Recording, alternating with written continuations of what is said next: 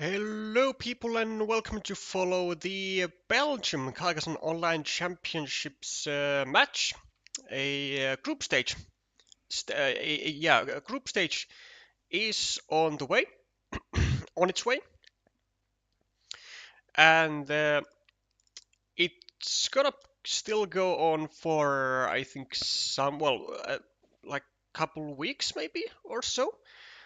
Seems like some of the players have played all of their matches, so there could be potentially like kind of like a free schedule for every player.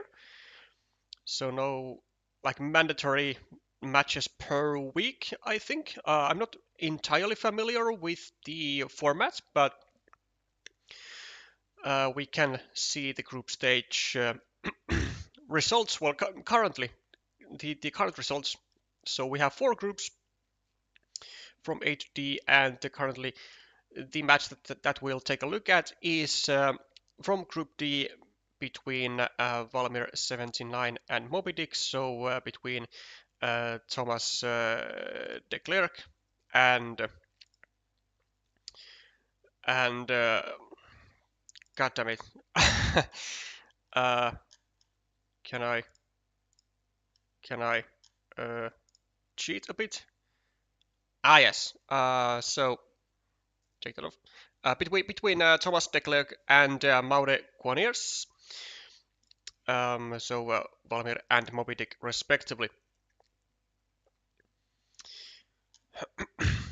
And the current standings for these players are decent ones, actually quite good to be honest. With Thomas having played 5 matches, won 4, lost 1, and then Maude actually not a single match loss at the moment. So currently on a very good pace, along with Ludovic Janert, who currently is sitting at the tippity top of Group D with also no match losses at all, 5 wins and five out of 5 wins. And actually, like all of the top 4, well, let's say top 5 are players which I do recognize. There seem to be between like I don't know 4 to 5 players in each of the groups that I have not had that I have not really known for, which is good because it means that there are certainly new aspiring players which could at some point pop up more in the online scene. Now, as for today's match, the players don't really have all that many games between them. They have played 5, from which 2 wins have gone to Thomas. No, sorry, 3 wins have gone to Thomas, and then Maude has snatched, I believe, 2 of those. Now Maude currently rated at 550-ish with like 6,500 games played, so a nice respective number. And for Thomas, that is like about 3,000-ish games, if I remember correctly, and also a rating of 500-ish, with the peaks of both players being relatively the same, with 598 for Valmir, I believe, and somewhere in the upwards of 600 for mobidic. Welcome, Nat Pura. Welcome, Gilherme. And now the BCOC is of course as being the online nationals, it of course carries the reward of awarding the the main stage spot to the winner to the Carcassonne Champions League season, though it will not yeah, because this is a BCOC 2026 already, then this will award the spot to the 2027 CCL. So Belgium is certainly playing their online nationals way in advance before this CCL actually. Well, before the season of CCL takes place, to which the award is for.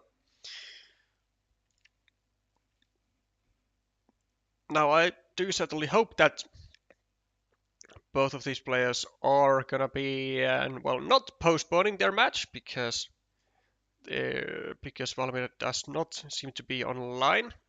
Is mobidic also not online? Let me check that I have not seen the schedule. No, I have not.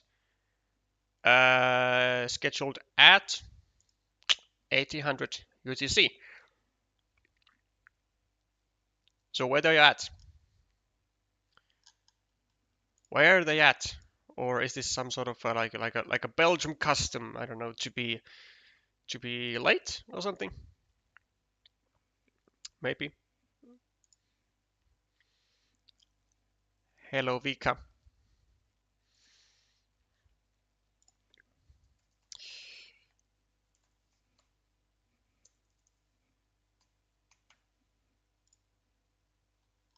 Nope, not online. I like kind of getting the sense that like they are not going to be actually playing, but they have just not like rescheduled the match. Um, oh, let me actually see if there is anything over here. Group stage. Matches. Jesus, there's a big list. First one's groups. Yeah, Group D. So between Valmir and mobidic, 16th December at 20. At wait, hold up. Yeah, I mean, is this like for sure like visible like for my time zone, or is this like I don't know, like could there be a case where this is like UTC time, but it just hasn't like translated to my own time zone or something? I mean, it would be very weird if that would be the case, but at this stage, I wouldn't really be surprised. Huh.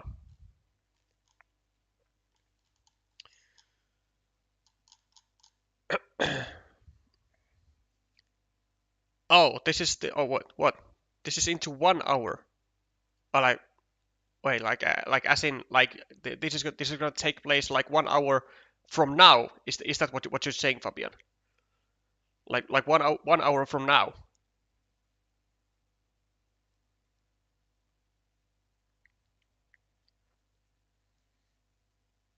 Because they haven't played, right?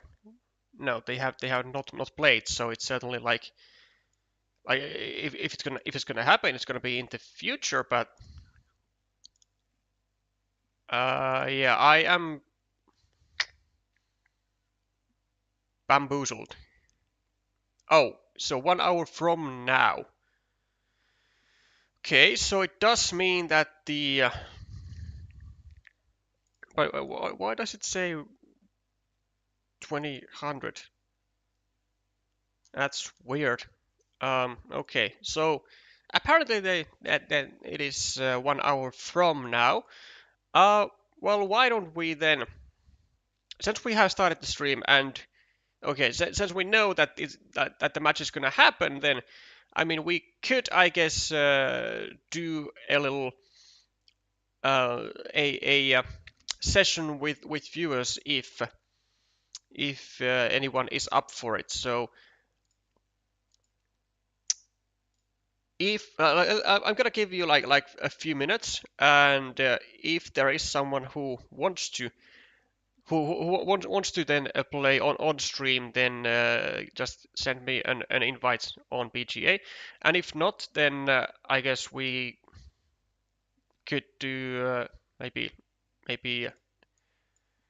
a match against someone else here, maybe against Pere Vives.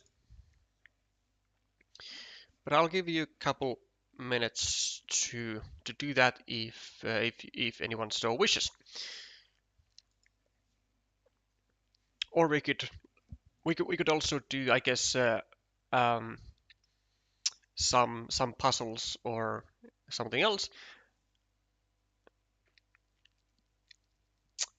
since I kinda think they would be a good option as well.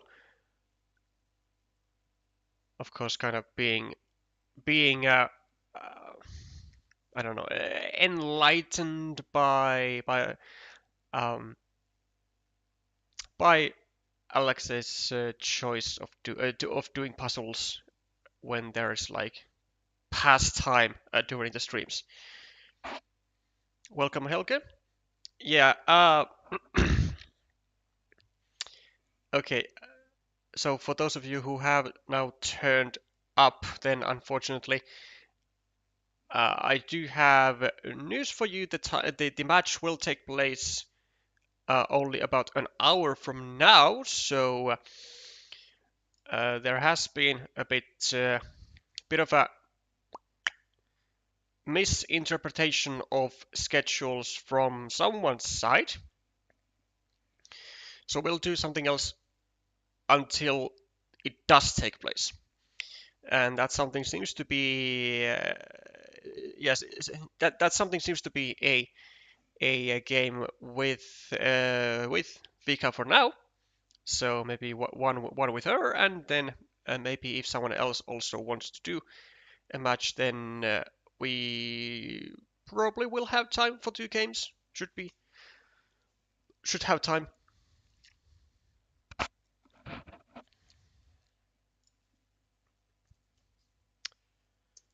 Um,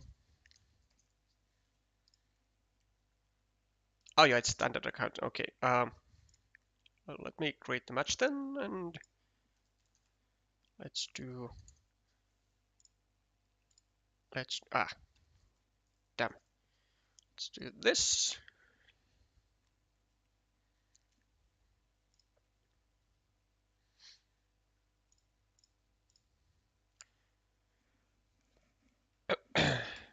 And yeah, we'll just have a chill one.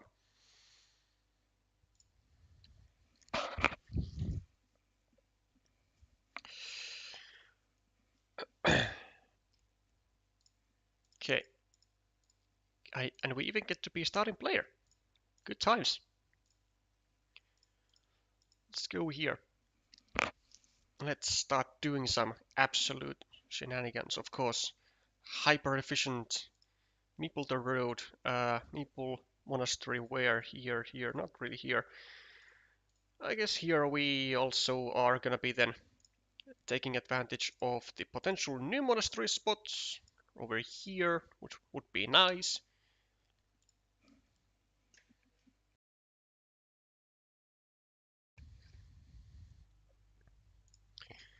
And then, what's Vika gonna do? Okay, I like that. Ooh, also Meeple's the road. Extra spicy. Okay. Can we go here? Probably, right?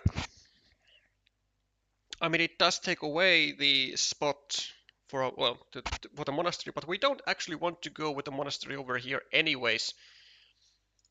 Yeah, I do like that. I mean, it's one point to the monastery, and we are gonna go for the starting tile restriction if we can, but we can't because the city gets completed, or should get completed. Maybe Vika has some other plans, but I doubt it. I guess this is the most natural choice. Yes, it is. And so, how efficient do we want to be? We could go here. We could start a city. Then efficiency, go over here, prepare another monastery spot. Sure, actually, I kind of like kind of like it.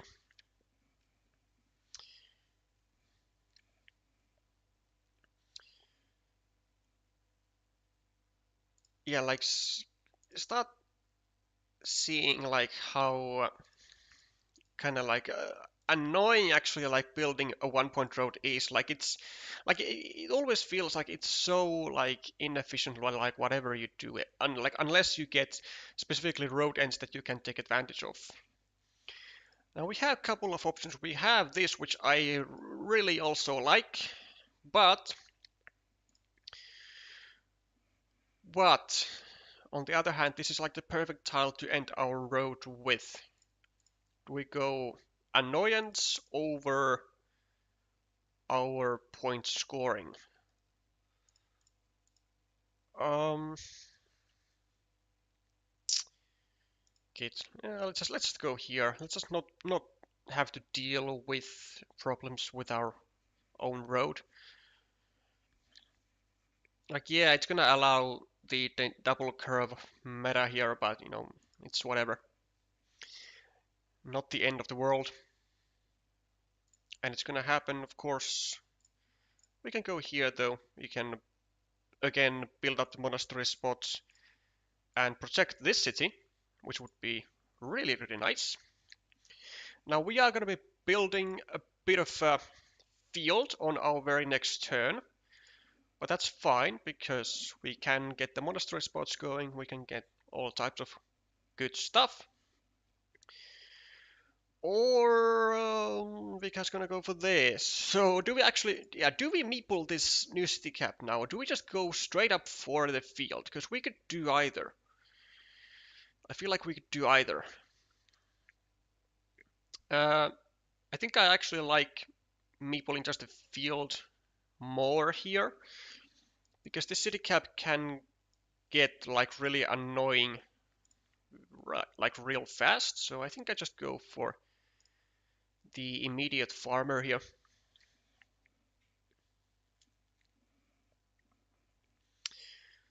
And probably, I mean, I guess because just gonna go here, maybe drop a farmer. Could do some other stuff as well. Maybe go over here, but it's not gonna work really well with the city. Yeah, drops the farmer, that's fine. We only really have one move here in this position.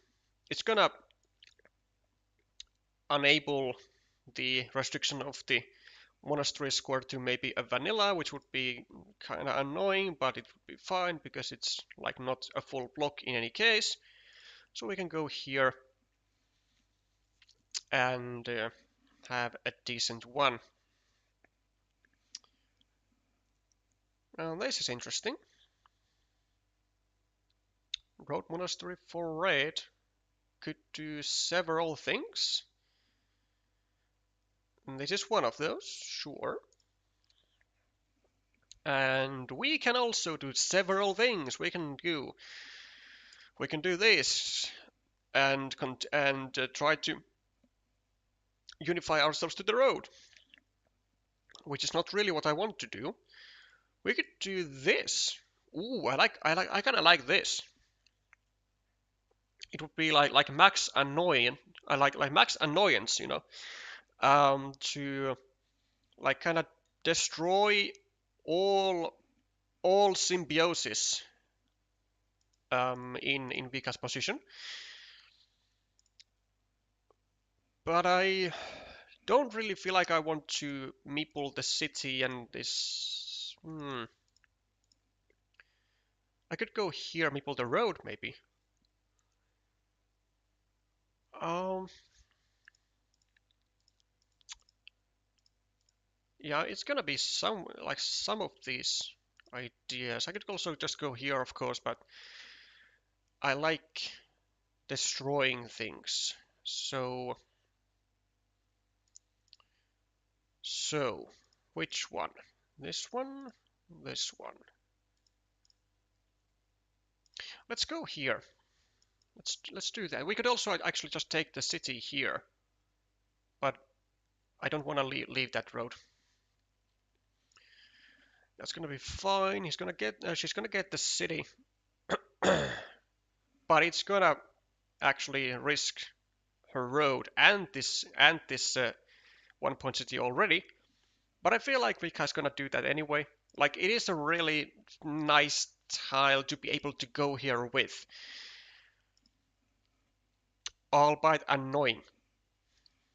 Albeit annoying. But like I'm not sure if she's gonna have too many chances to go with a better tile. Okay, sure. You can do that. I'll do this. Or you can just get a lot better tile like this one. And yeah, sure, that works. Just finish the road. Now, we should probably do some restriction. We could also just go here, or here. I think I want to go here rather, actually. Yeah. I'm gonna go here and protect that monastery spot a bit. I think it's slightly better. We can even go here and maybe double down on that monastery, because like it's a really great monastery spot. Like it's 9 points. Like either player is gonna take it for sure, because there are still so many of those remaining. Yeah, I think I'm gonna go for it. Just well, depends on what Vika's gonna do. Like if she doesn't meeple this city, we might go for it. But she does meeple, that's fine. Yeah, we can. Yeah, I'm gonna go for this. I know the field is only like at 3 points for now, but it has the potential to grow to 6, 9, and maybe the like loop here 12, and like this monastery, like it's gonna go there, like by either player, like it's gonna go there. I like this move honestly. Might not be the best. There might very well be something better to do, but it feels like efficient and it feels really annoying. Like it feels like something that I would not want to deal with myself. We're also going to be, of course, trying to make the absolutes everything that we can out of this field. So we are going to take all the extra greedy points.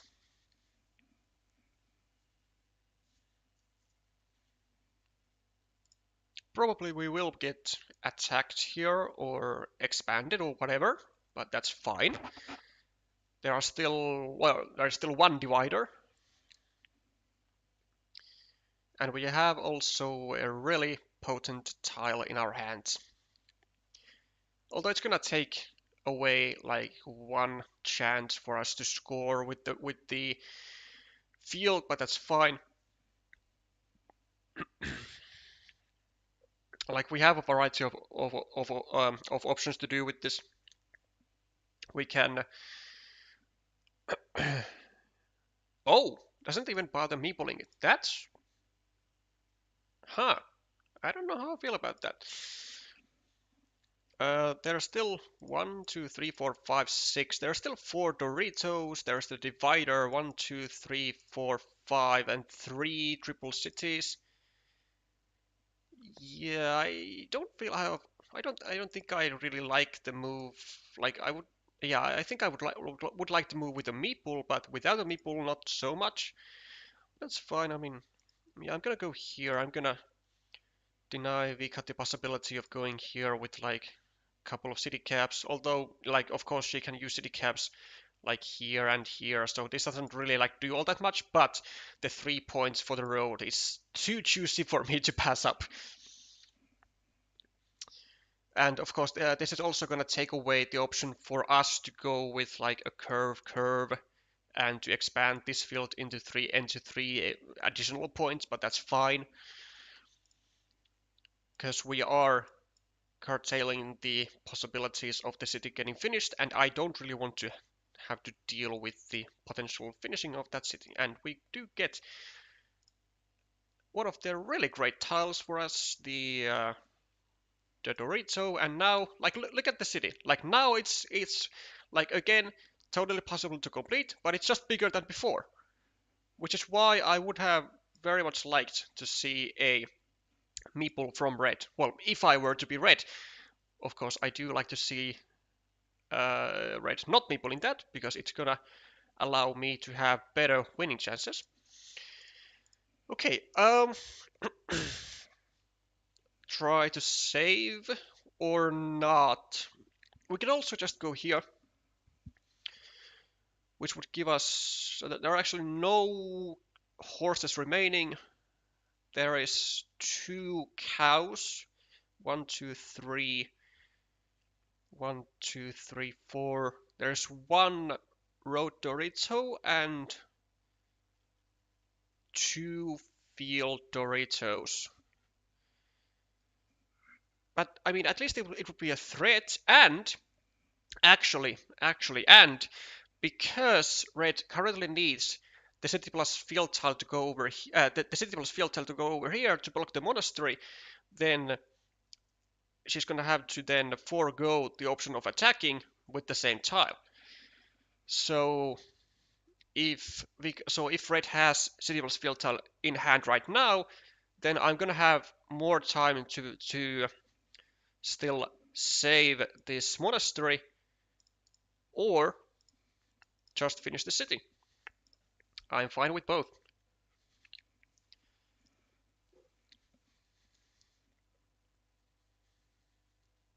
1, 2, 3.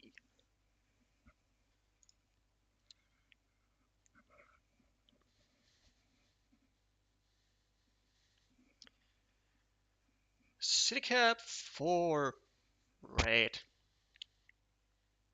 Assumably gonna just go over here, finish the city, or maybe go over here. Yeah, that's fine too. Sure. Try to get another meeple to the field. Now, we have a couple of key options. First of all, going over here, of course, would be decent. Like kind of securing our monastery. But I don't really want to leave this road for my opponent, so I think I'm gonna do something like this. There's 1, 2, there's 4. There's still 5 curves in the deck, and there is a lot of potential in this road. So I think I'm gonna go for the greedy route. Take here, go for the road. Yeah, I like this. And if red wants to, if red wants to be part of this road, she's gonna have to go over here and harass this meeple. Yeah, just harass the 1-point city that she has, and then I don't even have to do that myself. I see a lot of upsides in this. But I do have a well, with the city cap, there's of course plenty of options that red could do. Some a bit better than others, but there are really like no bad moves in this position for red. Well, I mean there are, but like not any of which I think red is gonna do. This is yeah, yeah, this is fine, but this is not really like one of the best ones out there. Because now I'm gonna be able to go here, gonna be able to prevent this guy from finishing with a farmer, though it would be really nice to go here as well. Though how many curves did I say was left? 1, 2, 3, 4, 5. Now there's only, no, well, only. Now there's still 4 remaining. I think I'm still gonna go here. Then gonna get like another curvy tile, go over here, Yeah, I think I like this. So delaying the completion just a bit. Mm, sure.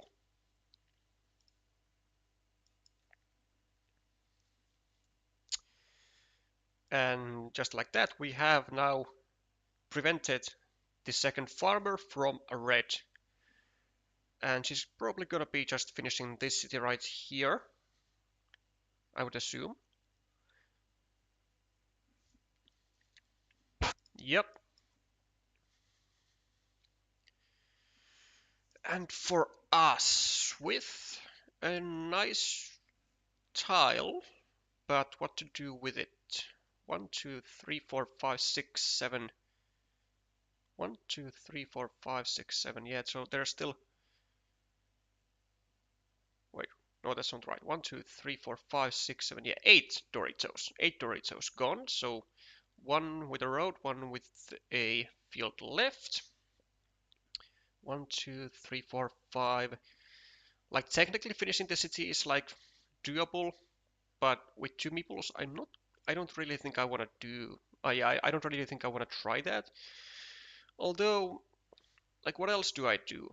Like, I don't really need the meeples for all that much stuff. Because I really only need one meeple in my hand to score for the monastery, right? So I like might as well try and finish this city, I think.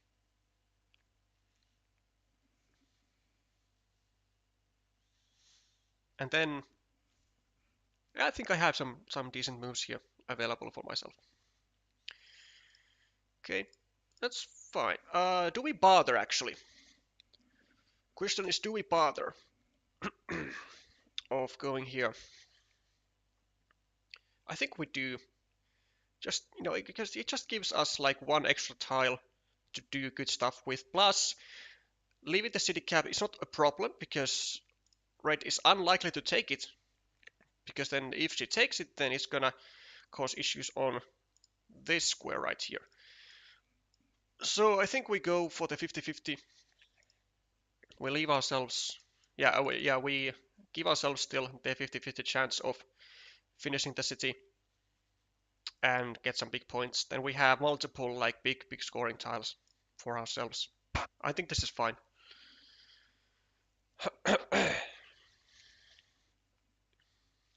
Alternative was to just go over here.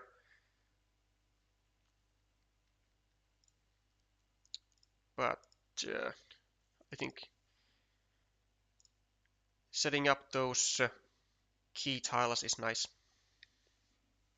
Well, setting up multiple key tiles. Now, what's gonna probably happen is red is at some point gonna go over here and drop a farmer for insurance. So trying to get some compensation if I do indeed happen to get the road Dorito. But that's fine because at least then it kind of does justify, I think, this move right here. So it's gonna burn a meeple off from red.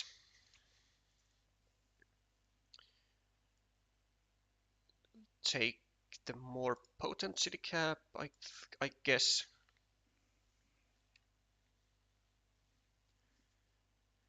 Just because, yeah, we take the more potent city cap just so that it leaves less chances for red to score.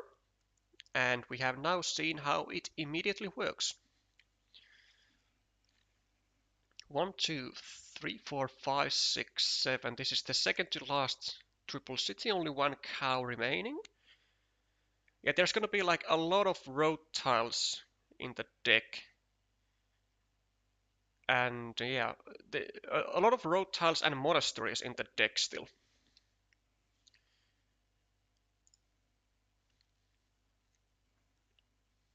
I wonder where it's gonna go. Whoa, okay. Oh, like that, okay, sure. Oh, I could go here. Wait, is this the right way to go? 1, 2, yeah, it is. So it takes away the city cap, and then this and this are basically equal. I like this, yeah. We go here. Yeah, I like this. We go here, we take away the city cap. A lot of potential here. Now we take away this and we give ourselves the meeple whenever a regular monastery comes. Like so.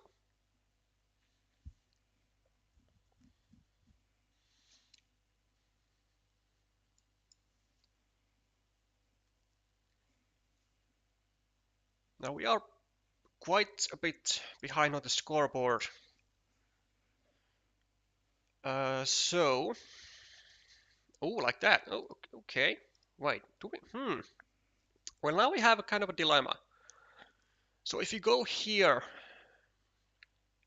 we would be, well, 1, 2, 3, 4, 5. Yeah, it's a bit of a dilemma. Because if we go here, we are gonna just leave the 4-point road. Because I kind of want to take this 4-point road right here, so it's not left for red. 1, 2, 3, 4, 5, 6, 7, 8, 9, 10, 11, 12, 13, 14, 15, 16. Huh. Okay, how much are we behind? So we are minus 19 on the scoreboard. Then let's count this as equal. Minus 19, minus 22. 1, 2, 3, 4, 5, 6, 7, 15. And then when this comes, I'm gonna get like basically plus 9. So 6. I mean, our position isn't like totally bad.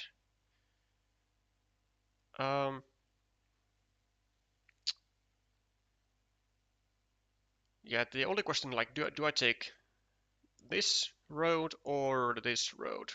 And with 1, 2, 3, 4, 5, with still 3 crossroads remaining, I think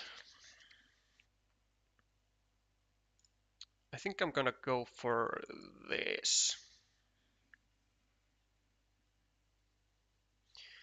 Even though it leaves the easy road, then it's gonna ensure that the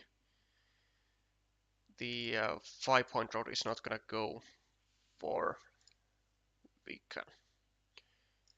And we do get to the further compensation for this, which is nice.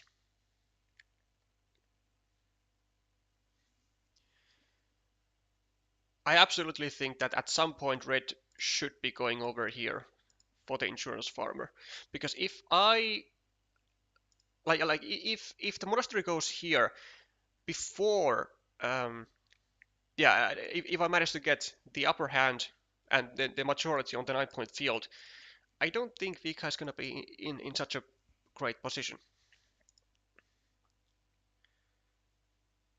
Are we waiting for the Valmir mobidic games to start? Yes, we are. Well, technically yes. So apparently the schedule on Carcassonne.gg was off by 1 hour, so the match is gonna start at 1900 UTC and not at 1800. So in the meanwhile, we are doing some other stuff. Okay, we could go for this. Although, how many city caps does Vika have for this right here? I think there's like one dagger. There's one dagger and one starting tile also, so there's 2 city caps. One. And how many tiles do we have to block that? I think we can go here. Go over here and try to block off the city cap. I think it's alright. Then we can go over here, but do we want to leave the city cap empty? And the answer is yes. Because in any case, we are going to be making sure that this city cap is not going to be on the field. So it's going to be like at least a 3-point move, basically. If Vika manages to get a city cap with a road to her hand, and we have to have the meeple in hand to score for this monastery if we happen to get it first. So I do think it is the play.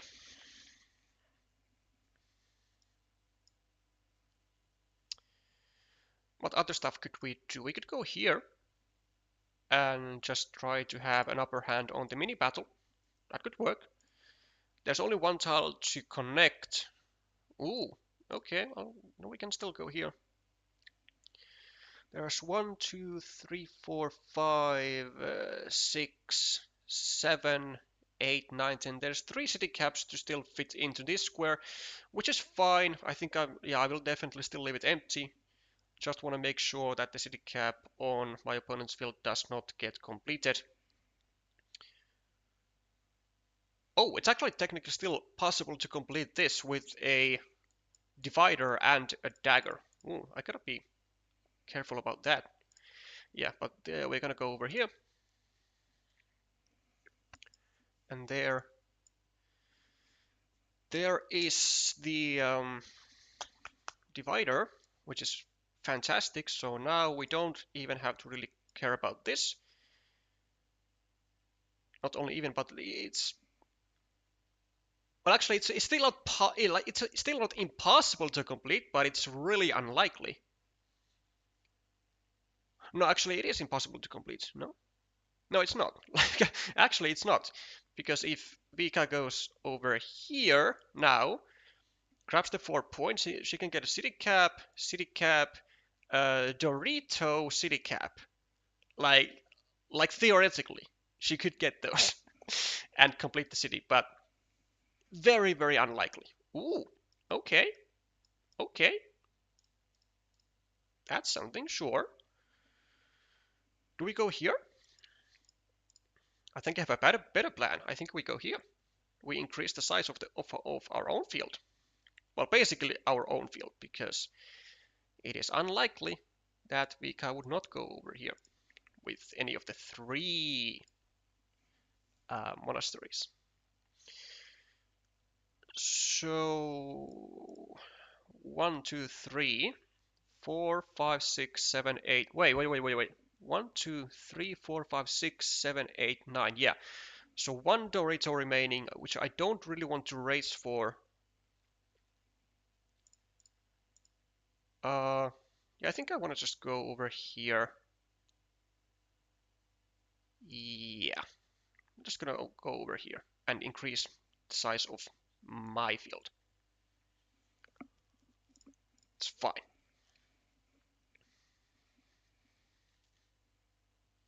Okay. Should we do this? $1,000,000 question. Or should we allow the meeple back from that city? 1, 2, 3, 4, 5, 6, 7, 8, 9, 10, 11, 12, 13, 14, 15, 16, 17, 18, 19, 20, 20. Wait, there's only 2 city caps. What? What am I smoking? Only 2 city caps. Well, what? So there's a starting tile, right? There's a starting tile. And there's a dagger. Right. Is there not? 1, 2. There is a dagger. Oh, yeah, right, but there are no city caps with field to the left side. Okay, well, I think then we go when we go over here. Yeah, I think we go over here. We sack some points because of the city caps. And now we're gonna see if Vika goes for the 50-50, because there's only 1 city cap after this one, or if she just takes the points over here and abandons the city. If she abandons the city, I think this triple city has done its job successfully.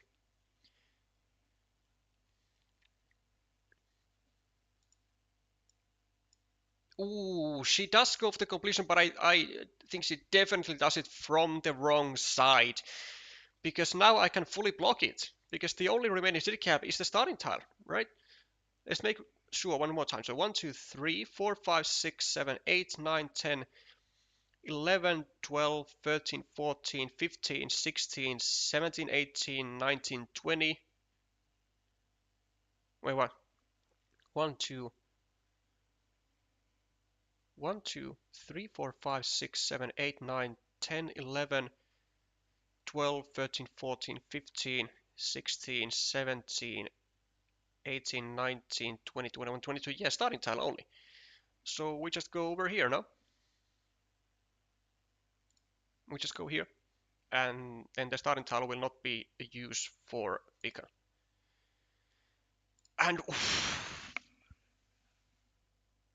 it's real! It exists! There it is. After all this time, it was so worth to save that city. Yeah, I think a major miss from Vika.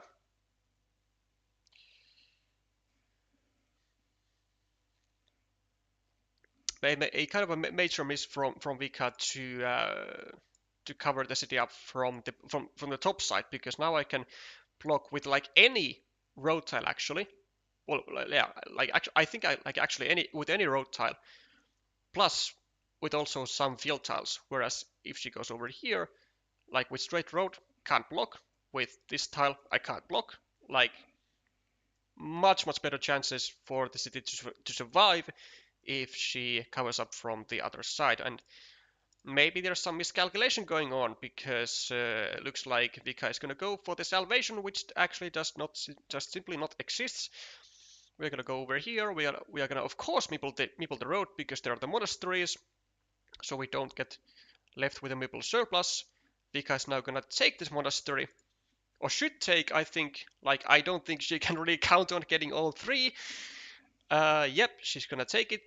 Now we have two peoples to play with, and we have this nice 12-point field. So we can probably go over here, but let's make sure of the points. So we are +4 at the moment, 5, 6, 7, 8, 9, plus this 21, plus this 12-point field, so +21, plus these 3 extra points, so +24. These 5 extra points, so +29. 26, 23, 20, we are +15, so we can just definitely, actually we can go over here, which would probably be better. I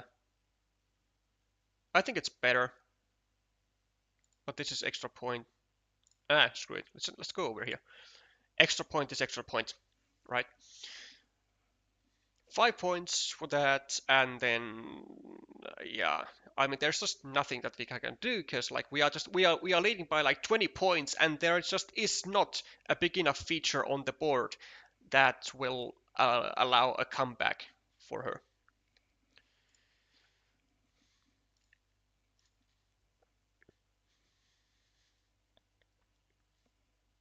So just following, core principles of making sure that you have potential in your features, making sure that you have key tiles for yourself to score big and to cause a lot of headache for your opponent. So the road monastery, basically all the city caps here, the monasteries over here. You have like winning mini battles, like simple stuff, simple stuff. Yeah, sure, gonna go for that. Do we bother? I mean, we don't have to bother, but we could.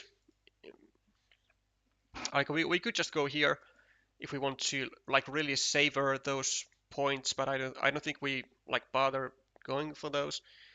We could just take this right here, which I think is what we wanna do. I think we just go here. Like I don't want to even bother trying to like protect my field, even though the starting tile still exists. But it is actually the only city tile that exists. No? Yeah, there's nothing, no other city tiles. So the starting tile, and is there a connection tile at all? There might be a crossroad. 1, 2, 3, 4, 5, 6. There actually is a crossroads.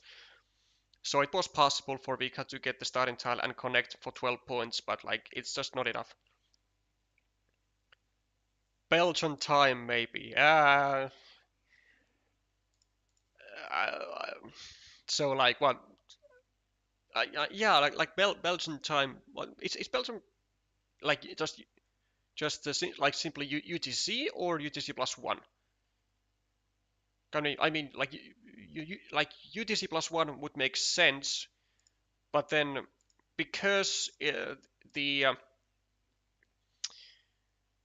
yeah, like just because the .gg page also showed at 1800 like UTC, um, and it takes the times from the Google Sheet, which are like always on UTC time, then I don't know like who's marked at the wrong time, but someone has. I want answers. I want guilty people. Yeah. Well, look at that. We also managed to get the starting tile for 3 extra points. And of course, it's better than going over here or going over here. Yeah, we have the majority. We have the majority. Yes, we do. And then we go here and we win the game. Nice.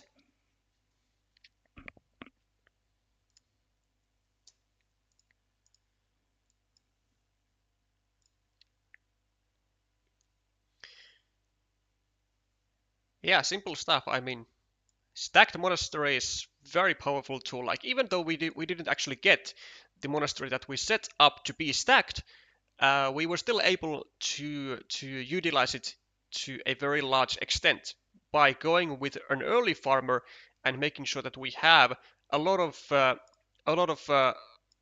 like percentages on our side to make the connection um, like in enough times out of I don't know like a gazillion efforts that our opponent can't really do nothing but just take the points and allow us to get to the field.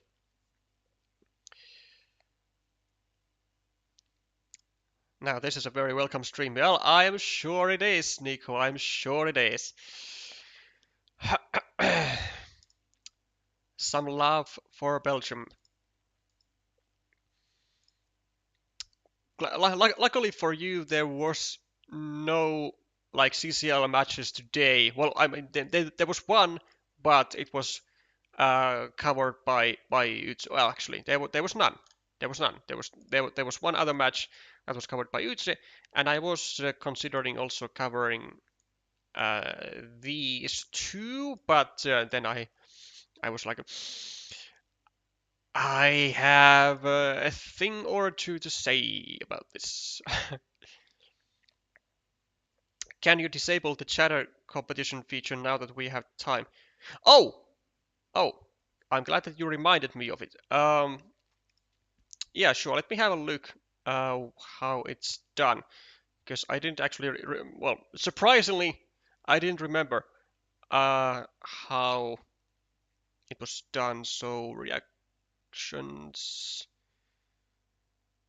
moderators, timestamps, reactions. Hmm, okay. Yeah, give me a second. We'll try to take it away. Um, 360 added delay. Ah, I just noticed that there is normal delay, which should not be the case. But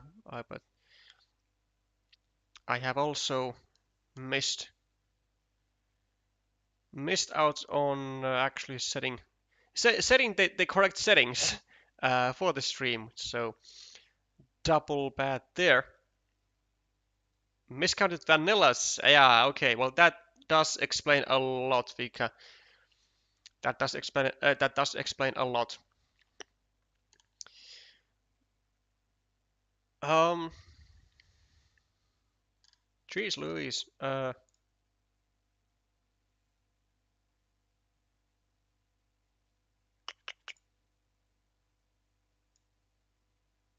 Um, that hype list. Um,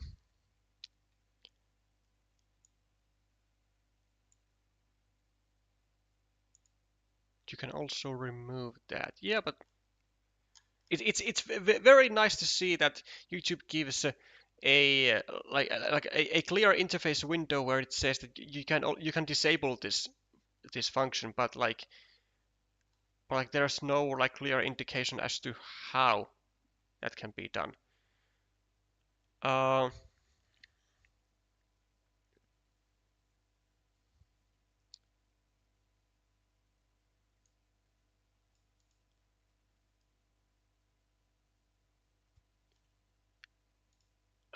Here. Um, Remove the selection in. Okay. Okay. Well, one moment. Let's try to do some magic then with that. Let's see if YouTube's instructions are okay. So um, here, show more. That that that should be off and off and off and. Bro, like there is no buttons. There's no buttons. Where? uh Live reactions. There.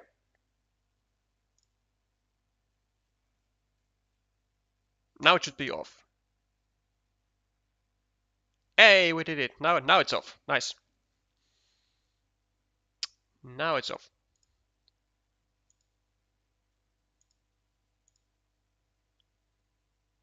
Okay. Good stuff.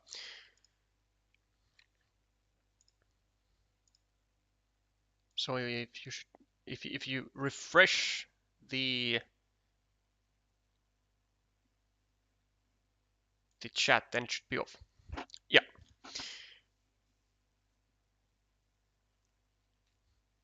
Double good that I remember to remind you. It's indeed, yeah. That is, I guess, kind of the life of I don't know, me, anyone who does YouTube, that they need constant reminders from the chat who actually know what they want.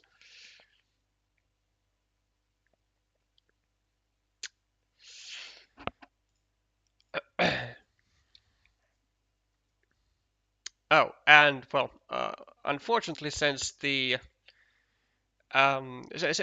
timing is off, then the scores won't be updated on the website, I believe. So I don't know. Probably they will have to be updated manually at some point. Of course, well, for the stream, it doesn't like matter because we have our own scoreboards. But for the average .gg user who wants to see the score, then they don't know unless they know how to look from the correct places by going to the player profiles.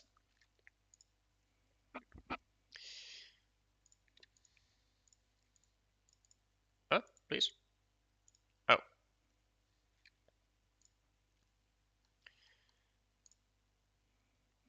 Well, since we have the a couple of minutes still until the match, then I will also tell you that from I think from 20th of this month, so from December 20th until like somewhere early January, I will not be streaming because I will not really have the facilities to do so, or rather the proper internet connection to do so, because I will be enjoying Christmas at my parents' house.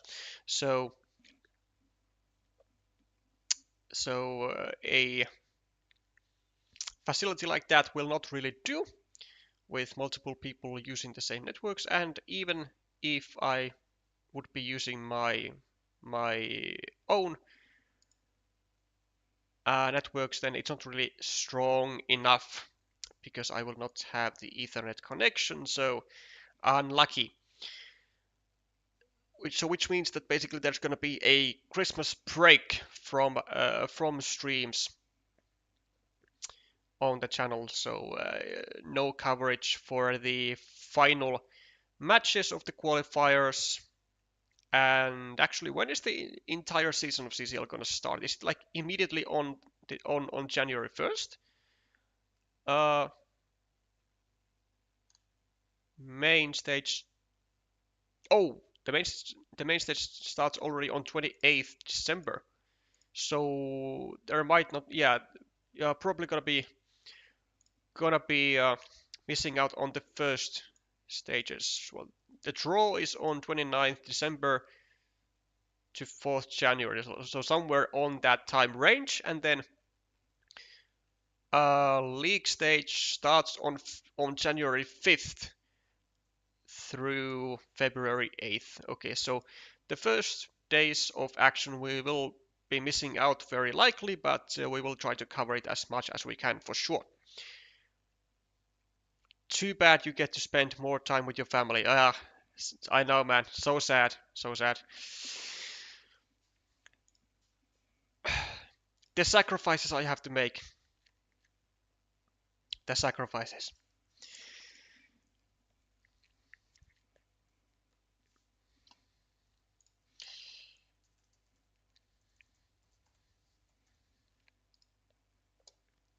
Okay. Seems like our new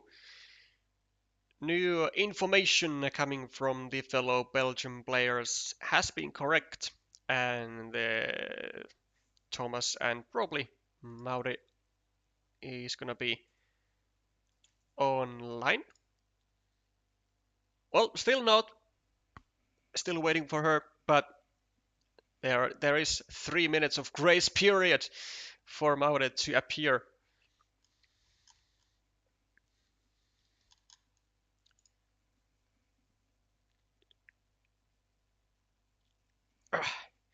Yeah, for those of you who have now just joined, let's have a quick recap of the intro. So this is, of course, as you can see by the title of the stream, a Belgium Carcassonne Online Championship group stage match between Thomas Declerck and Maude Quaniers. Both rated currently at 500ish, above that, and with the peaks of 598 for Thomas and for Maude somewhere in this 630-ish range, I want to say, with number of games going ranging, let's say, ranging from 3,000 to like 6,500.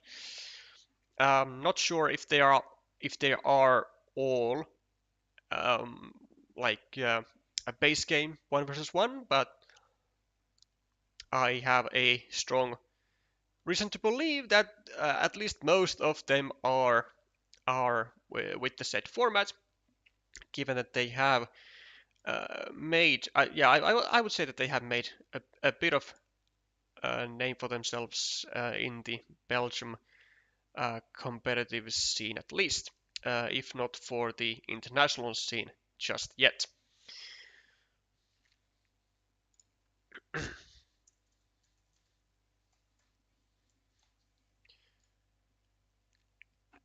To my knowledge, it's going to be best of 3. Let's quickly go here. Nationals, Belgium. The alphabetical order is nice when you have to actually check for B. Cross table. Oh, I love the cross table function, but I just love the cross table function.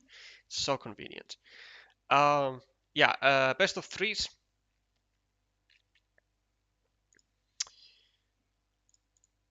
And that's pretty much gonna be, I think, 4. Well, not maybe not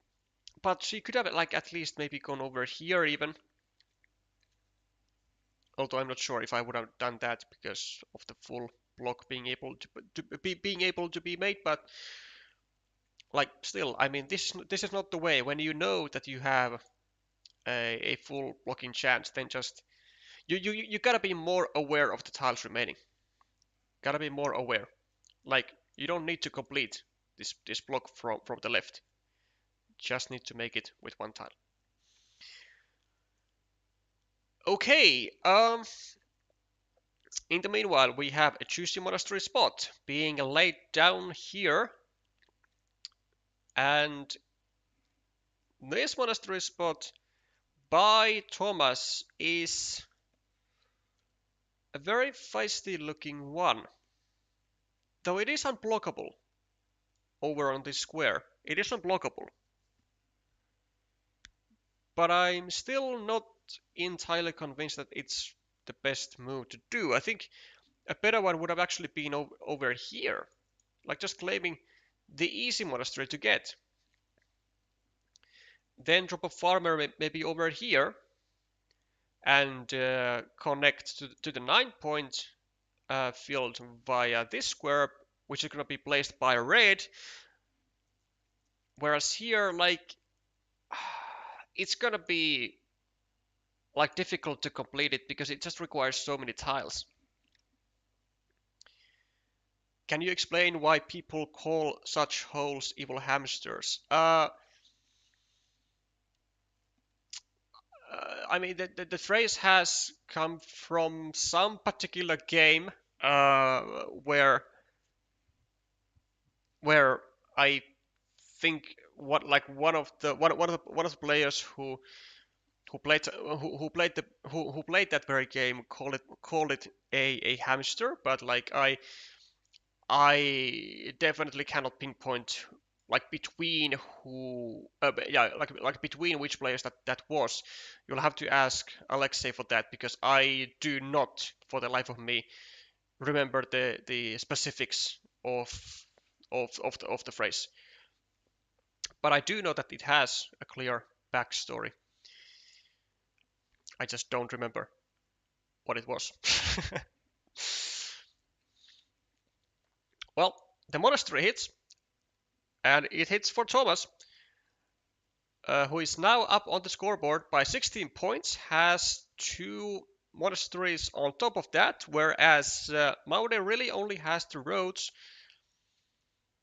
The field is equalized. Yeah, the field is equalized, and the cities are looking. I mean, some of the cities are looking all right, like this one, but I mean, so basically, this is a ruin. This is a completable city with city caps, and then this is of course just a completable city with Doritos or with dividers. This, I have to say, is kind of a clear looking miss from Thomas, though. Like, I can understand the 4 points. Sorry, 2 points. But what I would have liked to see was a move to go over here and drop a farmer. Because this field is gonna be worth at least 12 points, maybe 15 points. And when you go here, then there's not gonna be like basically a single chance for red to equalize that field anymore, because they can't be dropping farmers here, can't be dropping farmers here or here anymore. So it would basically be just a dictatorial status on the entire field. So how about it? But now, I mean, it's still claimable, especially because Thomas has 4 meeples in hand and Maude has 1. So I definitely do think that that Thomas is making kind of like, well, not mistakes necessarily, but oh, this is a huge mistake. This is a massive mistake. Oh no, Thomas, not counting the tiles, are we? Not counting the tiles. One dagger, two daggers, three daggers gone. There was nothing to fit over here. Or maybe actually, well, I mean, this could have been also done, I guess, in a sense of preventing a field connection, but it wouldn't really make sense because the only player who's going to attack the fields is Thomas.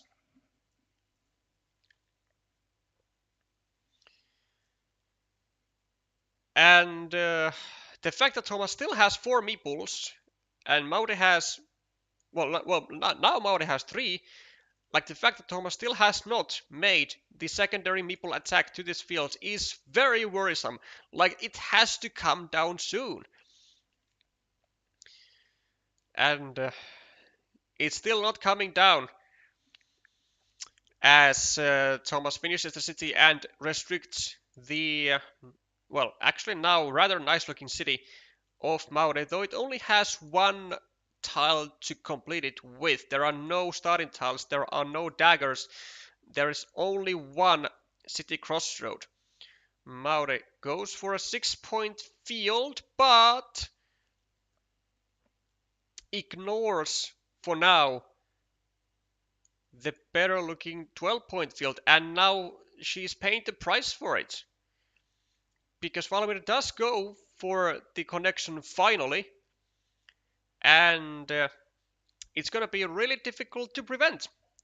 If not, well, I mean, it's not impossible to prevent, but at this point, it's just not even worth to prevent because this is 9 points and this is 9 points. So even the connection will only bring 3 additional points to Thomas.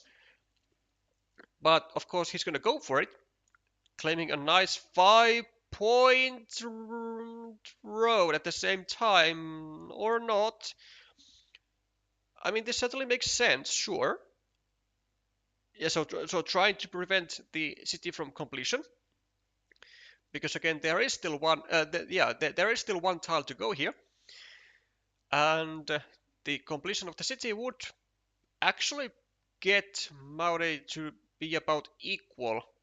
1, 2, 3, 4, 5, 6, 7, 8 to 16, but now after the destruction, the full destruction of the city, and the finishing move not able to be made anymore, the chances of Thomas are looking considerably higher to win the game. Plus 10 on the scoreboard, plus 13 up on the mini battle by 2 points, so plus 17 here. Plus 20, plus 13, plus 15, and then 9 minus 6 on the mini battle with the field, so plus 18 on points and equal meeples is what Thomas is at. So very, very difficult indeed for Maude to really do anything here. Well, I guess there is still scoring opportunities. There is still, first of all, an empty city cap like over here, so it can be taken and then made into a 9-point field, though not anymore, as it is actually very, very maturely by Thomas taken care of.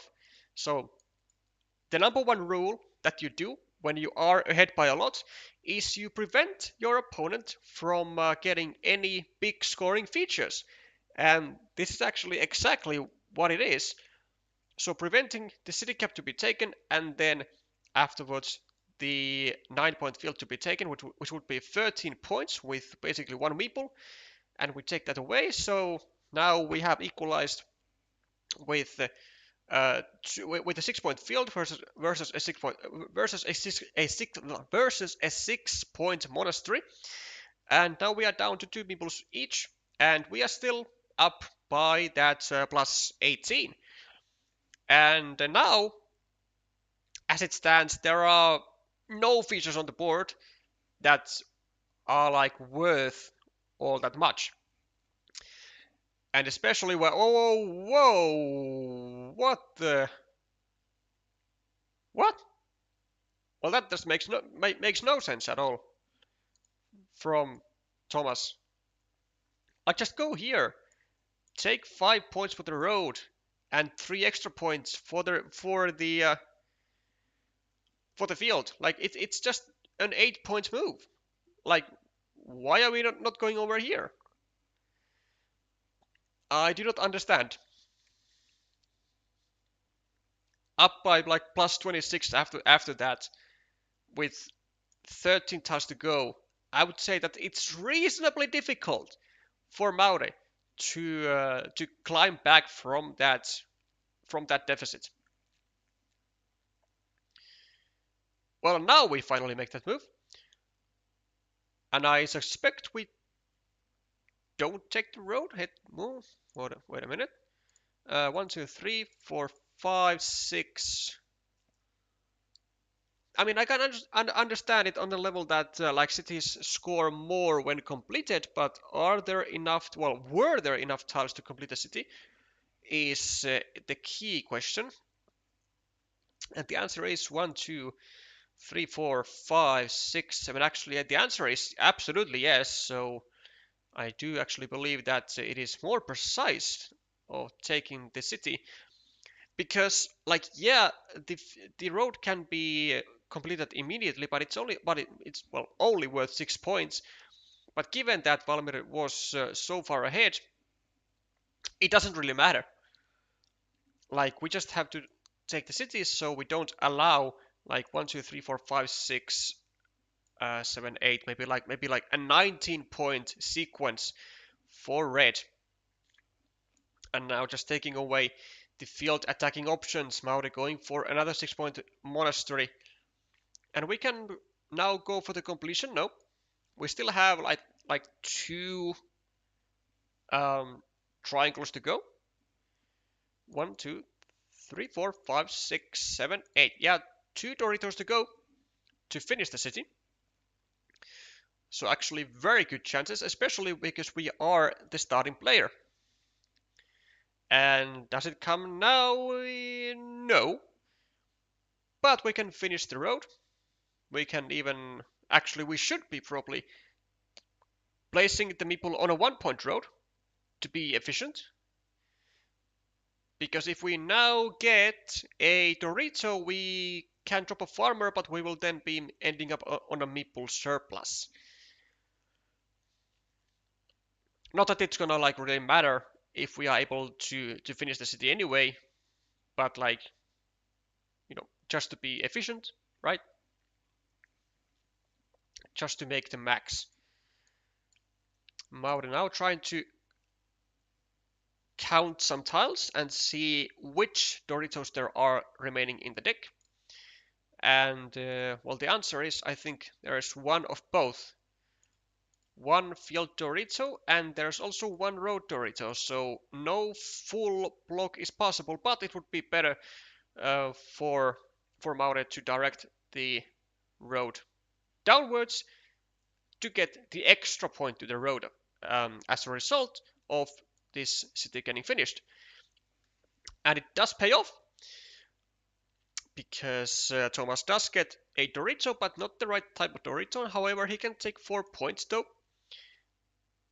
Sorry, 5 points, of course. Of course, we go here for 5 juicy points. Or is there something even better? I don't think there is. I think we just go for the 5 points. Yep.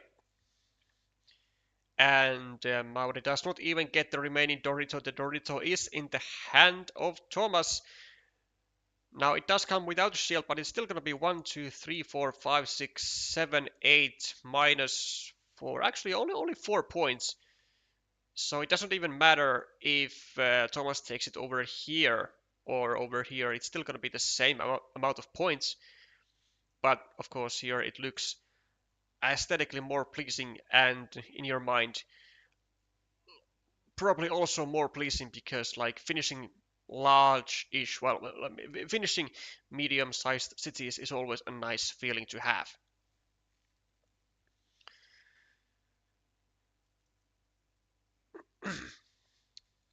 3 points, I guess, is the max that that Thomas can score. No, over here, here, here for road, for field or city, whichever. Is gonna be this. Is gonna be the move that we see.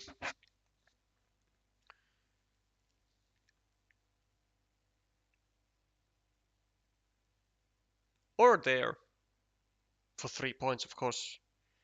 And there it is, the finishing of the city, just because we can.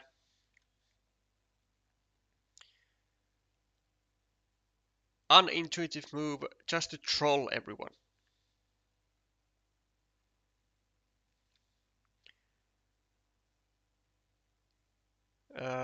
You're just saying, if I remember correctly, it was coined after a Mexican player of that name who used such a move. Ooh, okay. Yeah,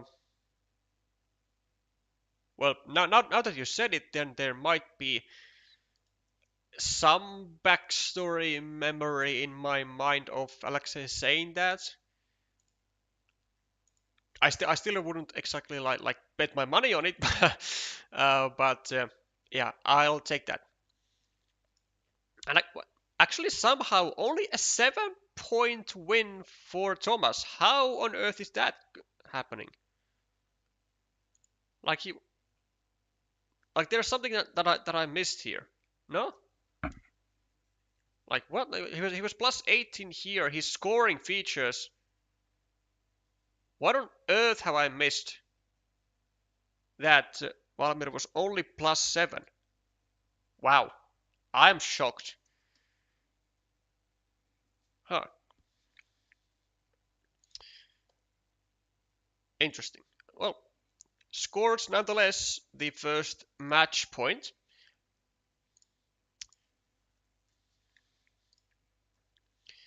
And tries to take over the other as well.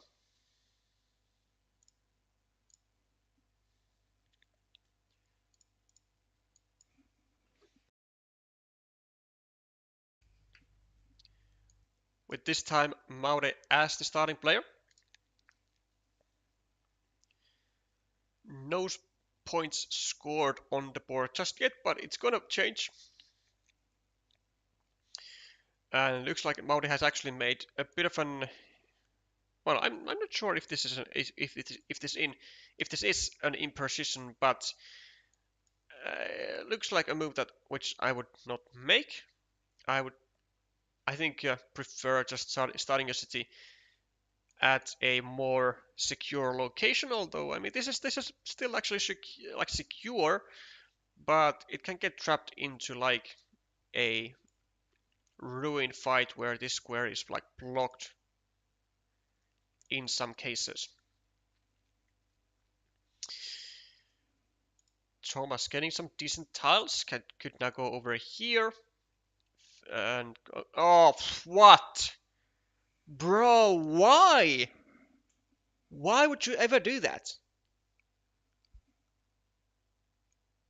Like just why? Like there are so many things wrong with that move. Like you are giving your opponent a point. You are making an actually like completable city, which you are less likely to attack to with a divider than your opponent is, because your opponent is next in turn, and you had the chance to just go over here for 2 points and try to go for just try to step into a winning mini battle game. But like this is just inexplicable, really. This is a losing move in so many ways.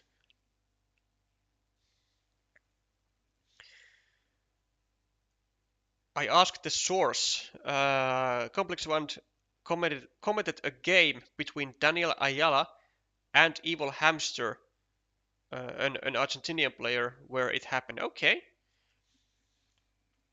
Thank you for the lore introduction, it's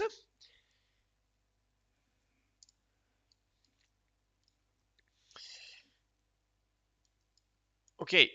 Field has started for Maude for now 6 points with some options to also grow it bigger. If I were to be Thomas, I would just go over here. I think to deny the meeple ban. No, not like this though. Not like this. Just attacking to the city, attacking, and where is the meeple from the road? Where is the meeple from the road? Ay. So many imprecisions. Like, why would you leave a 5 point road behind? This is again just a losing move. Like finishing your city on your field. Yes, nice and all. But why would you leave the road? There are not even like other quick point opportunity positions. Yeah, there just aren't any other quick point opportunities like on this board to have from road ends. Like just get the road. And you had meeples too in your hand. So like it's not about that. Does get the road eventually, so got locked out. Um, so I guess got saved from that. Maybe like not justifiably so, but okay. Does have actually a good position though. Thanks to, well, first of all, thanks to this, and now thanks to this.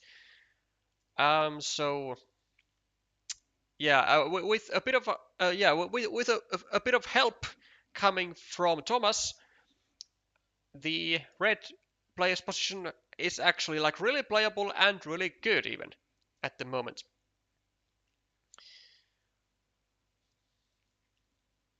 Welcome, Michiel.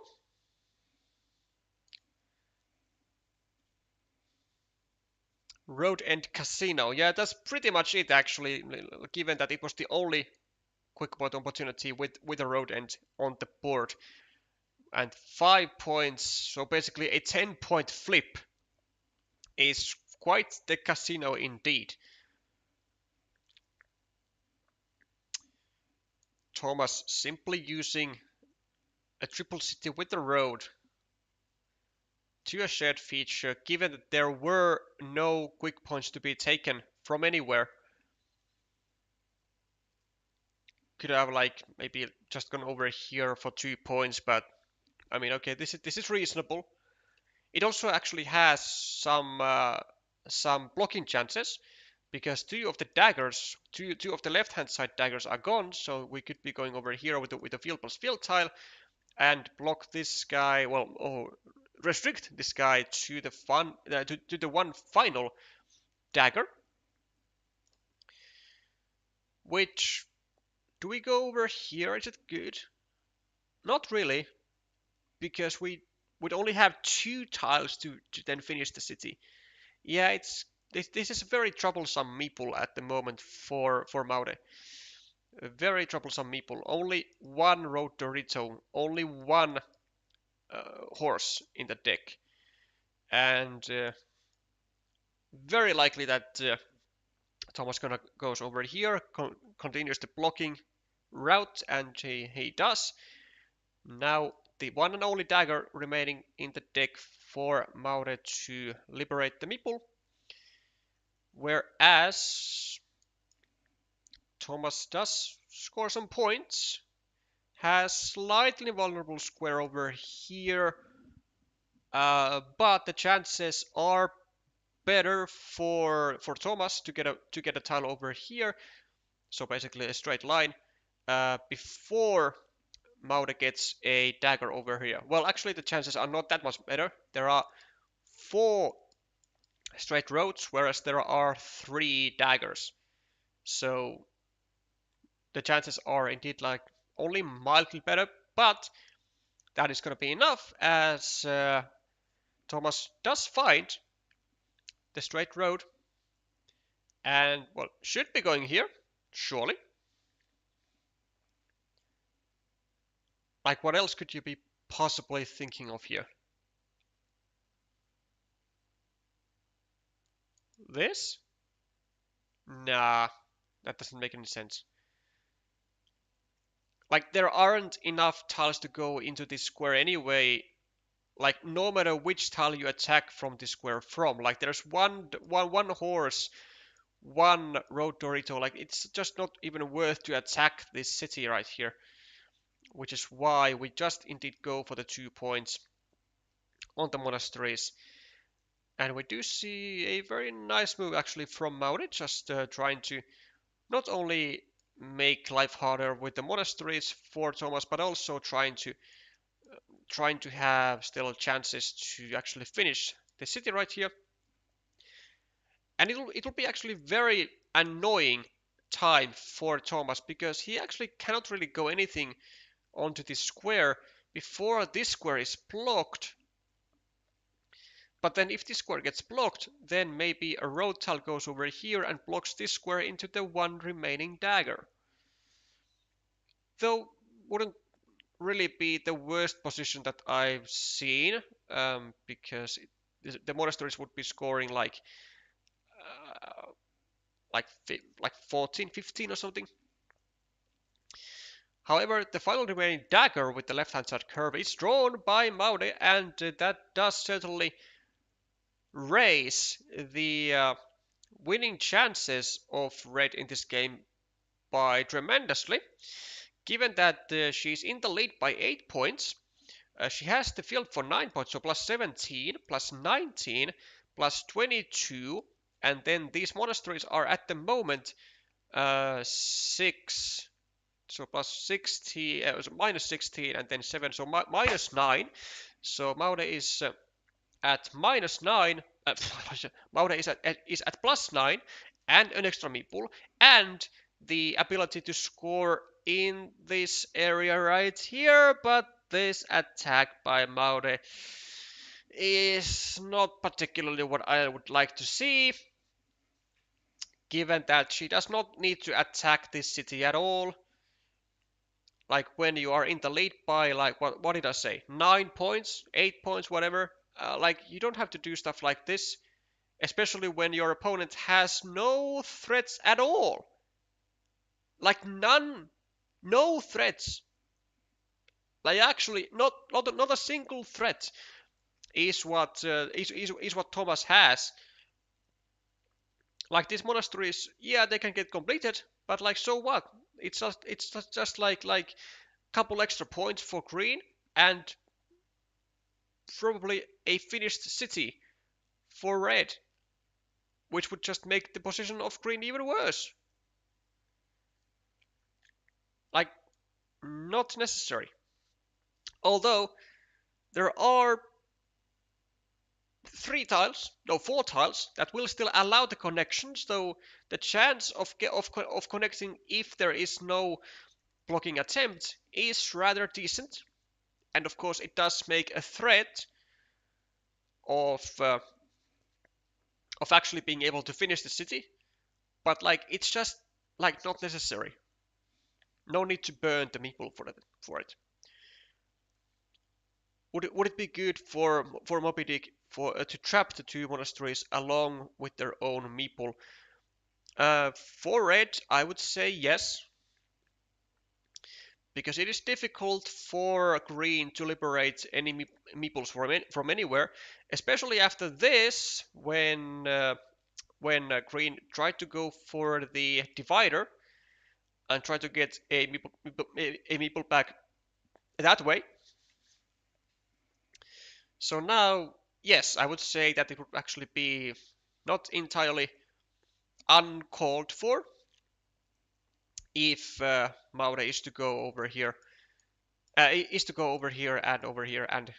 block both of the monasteries. Though a perfect tile does land for Thomas, gets the meeple back without a without giving like substantial aid to the city. And no, Maude, no, not from that end.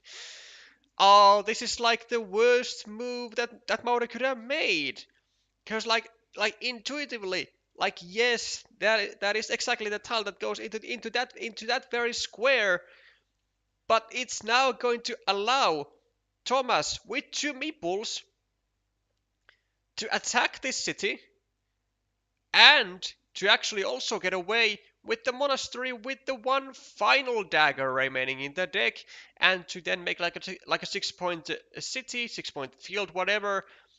Like, just you gotta finish it from this end, and then have the 50-50 chance of actually just finishing the city straight up in here and still trapping this monastery, because there wouldn't be another dagger to go here then.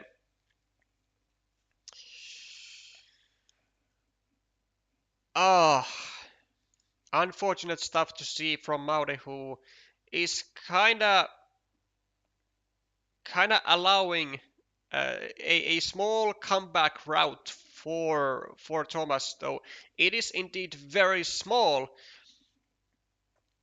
as well, especially after this, as the dagger hits the hand of Maude and has now several options to do. Well, this is of course one of those, very choosy, a 7 point move.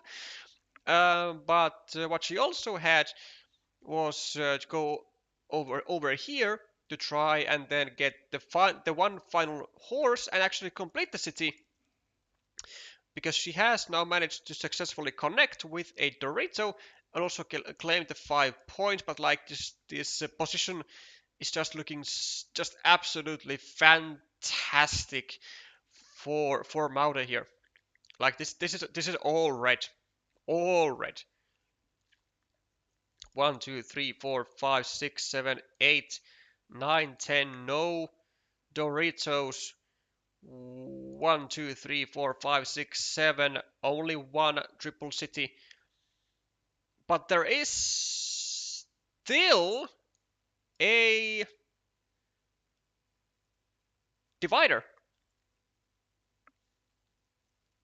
though it does not come into Moby's hand. But the divider has like other uses anyways, like it has going over here, going even over here and dropping another farmer.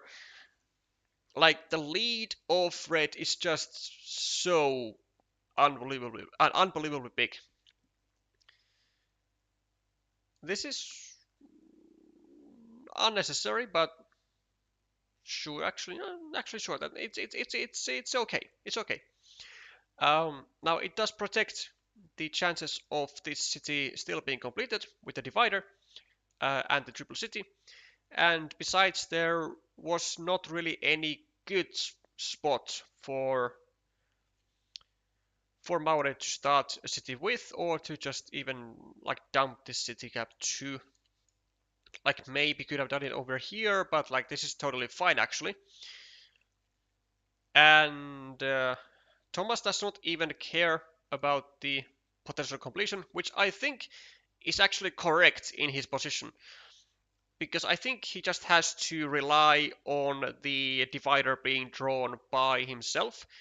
Because like, even if you block this square and Maude gets the divider, then she can just use it over here and meeple the field, or again over here and meeple the field. Like, it's gonna be a huge impact tile for red no matter what.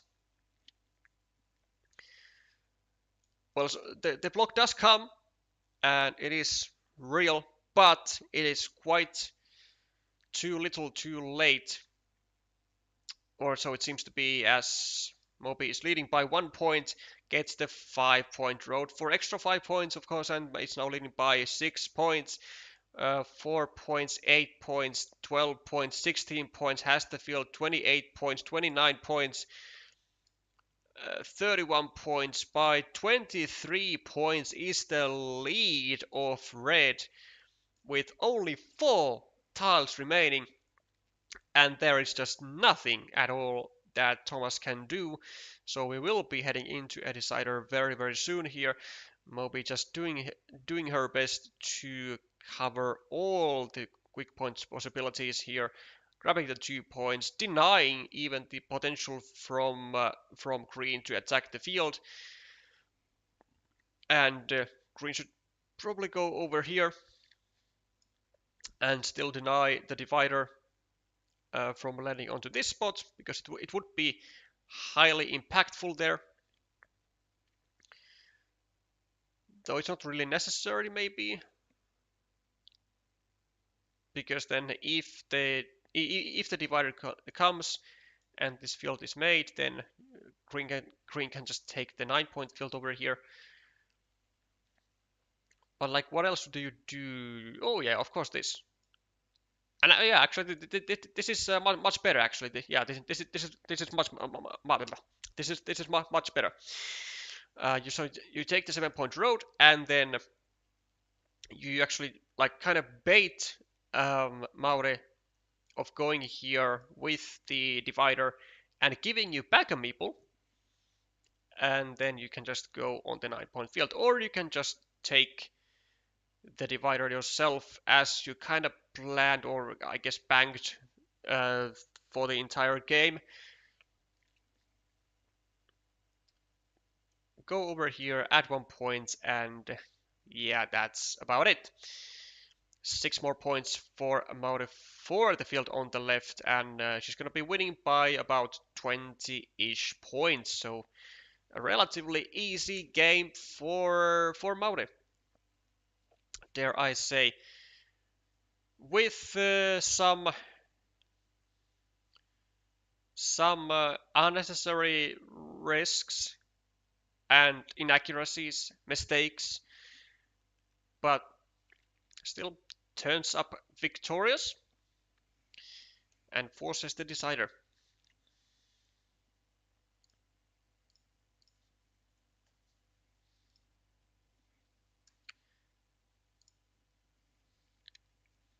.12-point field and the 6-point field are going to be putting her lead at plus 23. Very comfortable in her socks.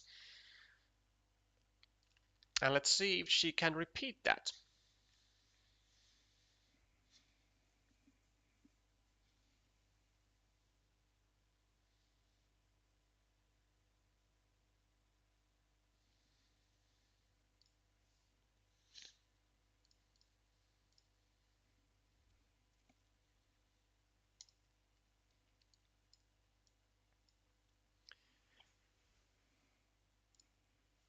Thomas does get to be the starting player, but cannot take full advantage of it, as the city does get attacked. Does get a nice tile though. Probably gonna go over here, start a new city, and create a threat of a Dorito triple city combo. Could also just go over here, start a city, over here, start a city, wherever. All are fine moves, but this I think is easily the best, because it just creates the biggest threat on the board. For Moby though, sure, starts a city with like kinda some ideas of also getting a second meeple into this fight. Does create this loop road though, which isn't ideal, but it's not super dangerous, given that it can be attacked later or made more difficult to complete for the player who takes it. And it is indeed Maude who takes the road, and for Thomas, honestly, there is a clear first pick move that I would do, but it is not necessarily in the arsenal of the regular expert players, and neither does it seem to be in the arsenal of Thomas. Now the move that I would have done is to go over here and break this road and try to make it much harder to complete. Instead, he goes for the field, for the very early field though, which has like some potential, sure, but not tons just yet. But it's okay still. It's okay. but it is particularly ugly though to take it with a straight road though, because there's just no direct potential to grow the field with like dividers, or well, let's say with tube dividers, or with some other city caps like vanillas in like an efficient manner. Sure, I mean, this is okay. So starting a starting a 4 point road, expanding the city, which could actually work well in Thomas's favor. Could try to go with a divider here, or with the second meeple to attack, and chooses the attack, which is nice. In the meanwhile, Maude does get away with her 12-pointer, and Thomas also is going to be finishing his own feature. Nicely also sealing the potential attacking routes to the city over on the right. Should be probably seeing not this move. I don't think this is the case to do. Would have been great to just see a move like this, just a simple move, like continuing your road, making it one tile away from being completed. Whereas now it's still like kind of blockable. And also creating the attacking spots to this square, or to this square was really not not that necessary or that urgent, but at least it is now done, so sure.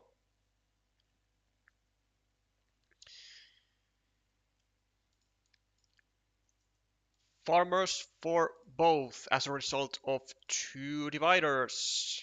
8 points on the scoreboard of Thomas as he finishes the city on his side and breaks it off. And now we have 9-point fields on both sides, to which this guy is very likely going to be joining at some point, although it is 6 points on its own anyway, so it's not that bad. But the most juiciest monastery spot is this, and Maude should definitely use it, actually. Should be using it. I mean, I don't think with 4 meeples, I don't think you have the luxury to try and like do any additional like weird stuff around here. Like just go for the points. Oh no. Nah, like it's just not worth it to go for such an inferior spot, because this guy is gonna connect anyway. And like even if you do connect, like it's only 3 points, right? It is only 3 points.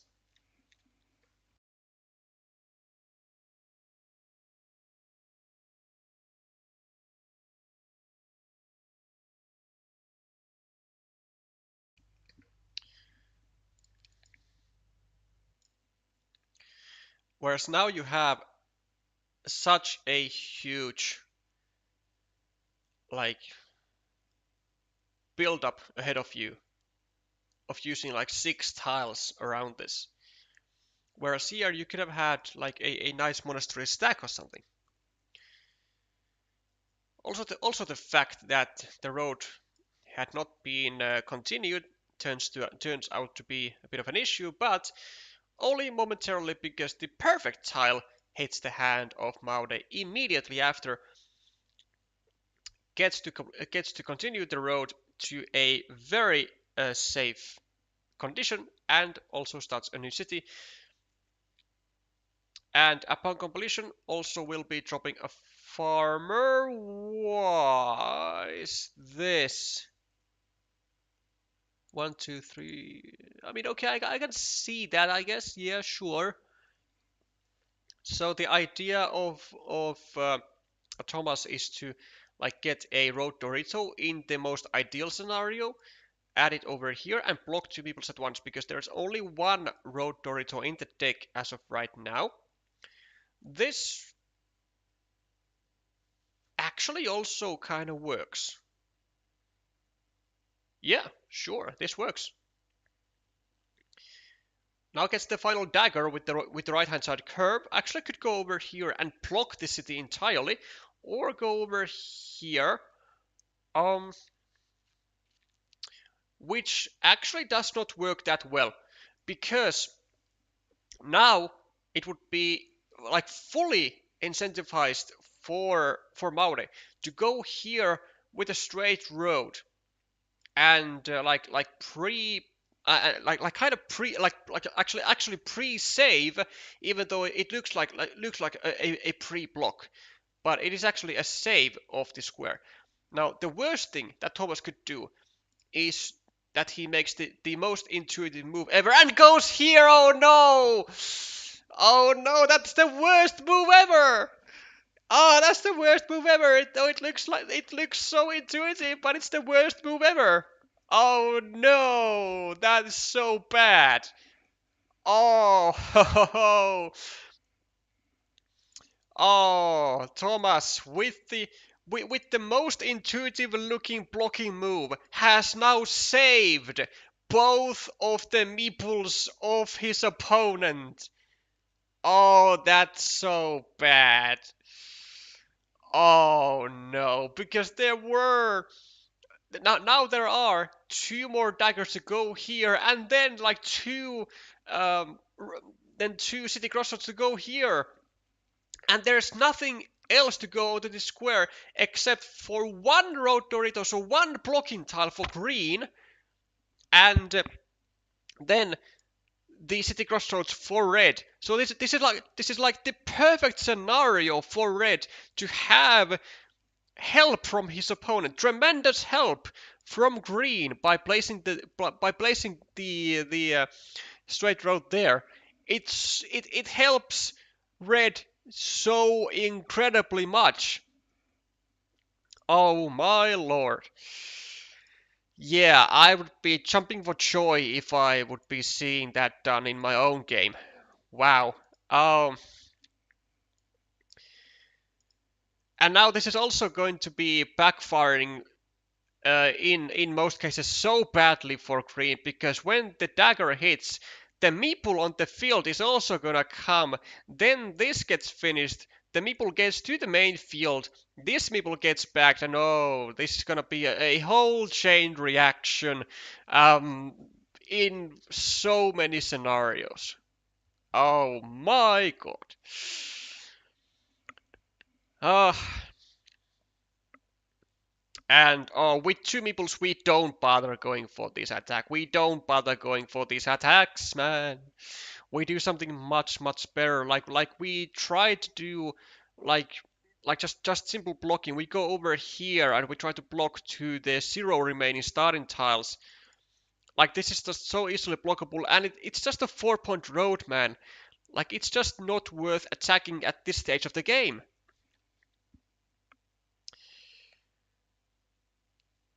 I don't even dare to imagine the mistakes I'm making in my own games if this is 500 rated gameplay. Yeah, there is certainly a fine line between 500 and 300. But like one of those fine lines is that like you are making the moves which in most cases are gonna be really good, are gonna be really like restrictive, like in this case, um, like a really intuitive move, restrictive in most cases, not restrictive in this case. Like you see what I mean? Now there is the save, there is the city crossroad, and now red is gonna be placing a farmer on this side. He's gonna get the dagger and he's gonna join the now 21-point field. Oh, goodness gracious. Goodness gracious.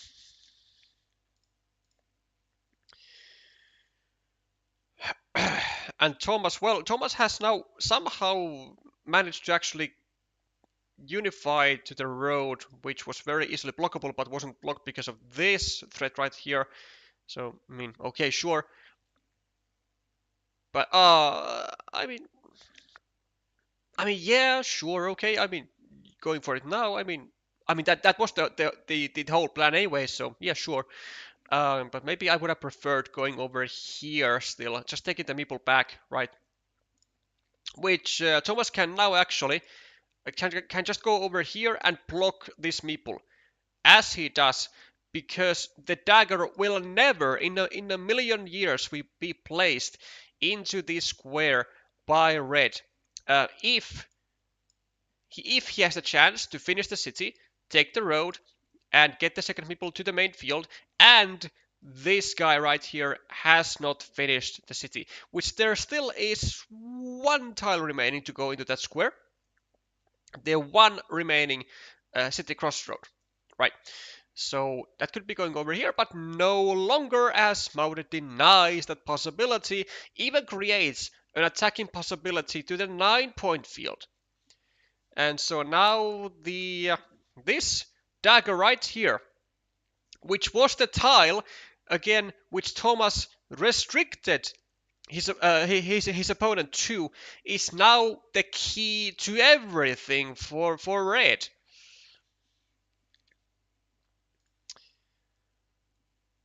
With 4 points ahead on the scoreboard with equal road, 8-point monastery for plus 12, plus 14, plus 20, 1, 2, 3, 4, 5, 6, 7, plus 1, actually minus 1, even without this connection. Now plus 1, even without this connection. This 50 point, this 50% chance of making this massive move, which is now denied by Thomas, as he gets even the second dagger to go.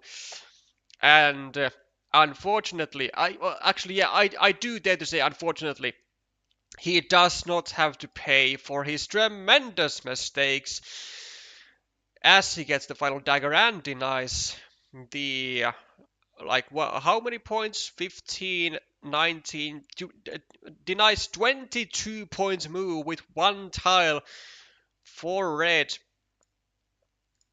who now claims back the lead on the board with a 4-point move as a response to the other 4-point move. So now I think Maude, I think Maude is plus 1 again, and Valmir is deciding whether he needs to attack maybe onto this ruin, which does look actually quite good. 1, 2, 3, 4, 5, 6, 7, 8, 9, 10 would be 10 points plus whatever he can get from the connection. And with 10 tiles remaining, it really kind of seems like it would be possible to do, but the Belgium decides otherwise, does not go for it, just simply actually denies anyone to attack it. Such is the nature of dice. Yeah, and sometimes you just don't have to pay for your mistakes, even though they would be really, really unfortunate looking like. Unfortunately is also quite the word that I would be using for Valmir, as he would have been able to make this connection with, and how many tiles were there? 1, 2, 3, 4, 5, 6, 7, 8, 9, 10, 11, 12, 13, 14, 15. With like 4 tiles that were still remaining to actually go here. Yeah, actually, I would have gone there. I would have so gone there, because there was only, well, like actually 0 blocking tiles, like immediately. And this is a huge feature. And he was only down by 1 point, which mean, well, I mean, it does mean that like he only really needs to get like one, one more key tile compared to his opponent. So like one more like scoring tile, quick point tile compared to his opponent. But are there even any quick point tiles available in the deck, especially after this? 1, 2, 3, 4, 5, 6, 7. There is one crossroad. Ooh, and mobidic. Oh no! Oh no! No! No, Maude! No! No, Maude goes for an attack on the field, but it is successful though. It's successful though, but it wasn't necessary. It was so not necessary. Like Maude was winning by +1 even without even without the connection to the field. But it is successful, and now Thomas finds himself in a very dark place as he has to come up with something to get ahead on this field. It is the only chance for Thomas to bring this back, because he is actually no, actually it is not even a chance to bring this back. It is not even a chance to bring this back, because Thomas, even upon connection, he is gonna be still down -1, and without a quick point tile right here, right now, he cannot win. There is nothing for Valmir to do. It's over. Even if he gets the perfect tile combo on his final 2 tiles, goes over here and connects, he still loses by 1 point. What a sequence of tiles for Maude. What a wonderful sequence of... Wait, what the...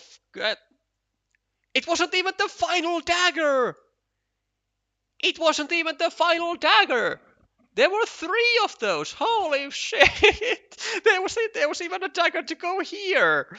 Oh my lord! Still, I didn't even realize there was still 1 dagger to go into this square. Oh, the absolute pain was still possible for Valmir, and I guess, yeah, I mean, if there was then this tile still available in the deck, then this attack to the field was definitely not needed. Like, definitely not needed. Oh my god. Yeah, so unnecessary attack for Maude, but it turns out to be correct with the tile sequence that followed, and yeah, she will be taking a big win out of this game. Yeah, I mean, I would say that if you keep on watching the streams, you would say, you would notice that miscounting the tiles when when I'm streaming is not necessarily like a rare thing to do. Because I have to focus on so many things. Like it's far, yeah, like it's far more rare for me to do that, like when I'm just playing, but like when I'm also streaming, then like I have to focus on so many things that the counting is not gonna be like on top of the game, like 24/7. But Jesus, that was kind of caught me off guard. But the 21 points is received by Moby, and she'll be winning this by like what, 22-20, like by like 14 points, so by a nice margin. And I have to say that like it was, yeah, quite a wild ride there from Thomas, especially with this sequence right here. Actually blocked the city towards the dagger, which there were still all 3 daggers remaining, plus the 2 city crossroads, whereas only 1 singular blocking tile was remaining in the deck, which also would have given back a meeple to red. Yeah, that's quite a mistake. Wait, huh?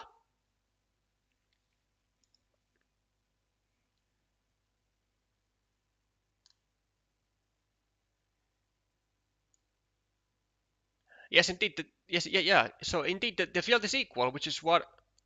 Wait. Yeah, because like earlier I was counting like even with field not being equal, Like even if green is winning the field, then mobidic was ahead by 1. But like, what on earth am I? What kind of drugs am I taking? What the? Jesus Christ! So it wasn't. Wow. So it was necessary?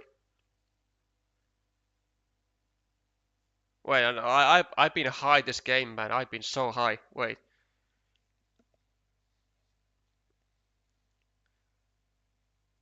Yeah, Maude really needed that connection. Yeah, she did. Well, certainly after that she did.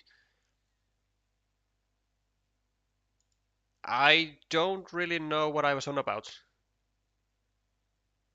Um, Jeez. So like before this, she was like wait, 1, 2, 3, 4, 5, 6, 7, 8, like 8 points, wins by 3. What the? Huh. I have surprised myself in more than one way today by being absolutely not on top of my game. Like this happened like in 2 games now. Like I just miscounted the points in my head like to complete shit. Because like all, it was also in the in the first game I think, or in the second. Like anyway, like with a 7 point difference, and somehow I managed to get like I don't know like a plus 16 or something ridiculous in my head. That is yeah, I don't know. I gotta like really chill out with this.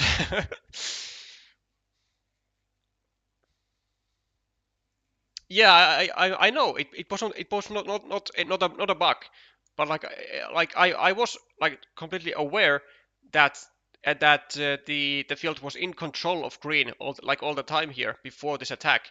Like I was aware of that, but still I counted somehow in my head that like Moby was like ahead in points by 1, even like without this connection. But that was of course like complete another and utter BS. Uh, well, then I shall certainly retract my words a bit. Yes, it was needed very much. The attack on the field. It was certainly not unnecessary. Though, would it actually save then Valmir if he gets this earlier and gets to grab points from somewhere, and of course gets the dagger? Uh, it wouldn't actually. It would not. Yeah, he would still need to attack the field. Like yeah, he would still need to get a tile to attack the field. So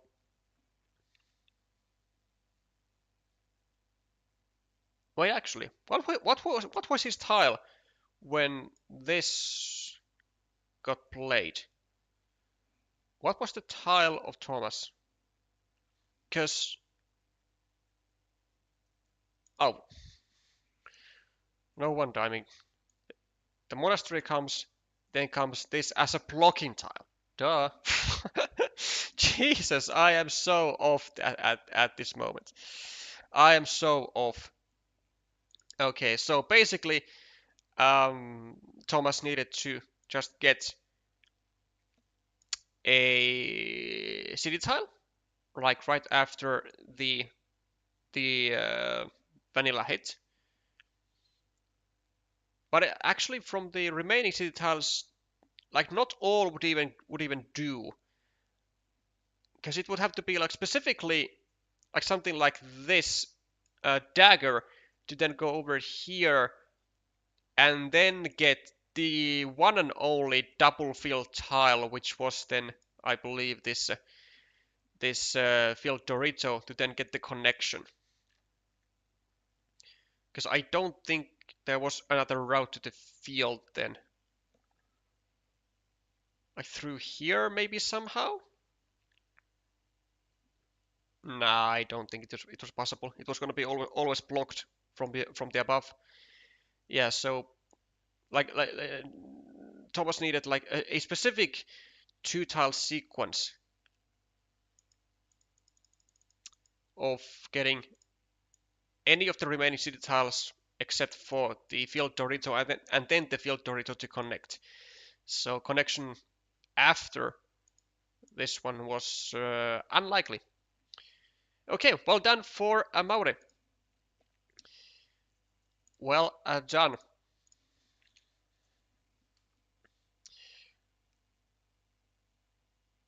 You just missed the secondary field by green. Everything else seemed to be correct. Okay, yeah, that makes sense. That makes sense because green did score the 8-point the 8-point road in the end, and then added to that with then the 9-point field added to that. I mean that's 17 points, so that's a very reasonable amount. Okay, sure.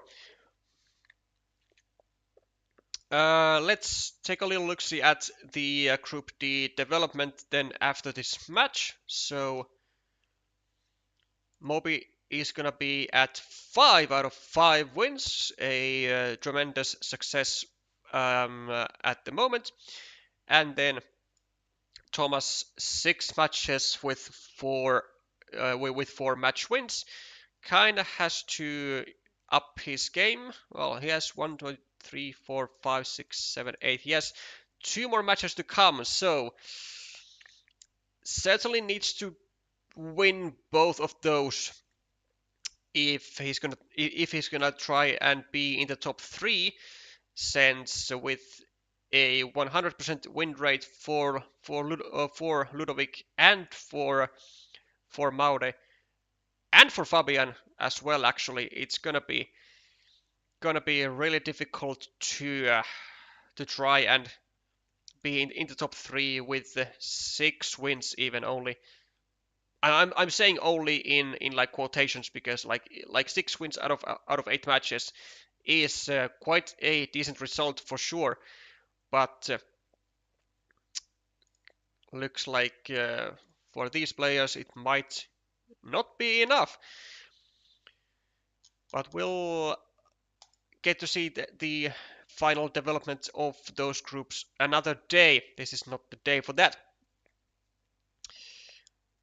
Valmir will have to win from Ludo. Yeah, he will have to win against plenty of people. Also might have to count on just on the general downfall of some of the so far unbeaten players in his group. The next stream let's see, well, so tomorrow one game is gonna happen. That's gonna be already covered by Utse. And there's only one other game having been scheduled like for this week before the 20th. So actually we might be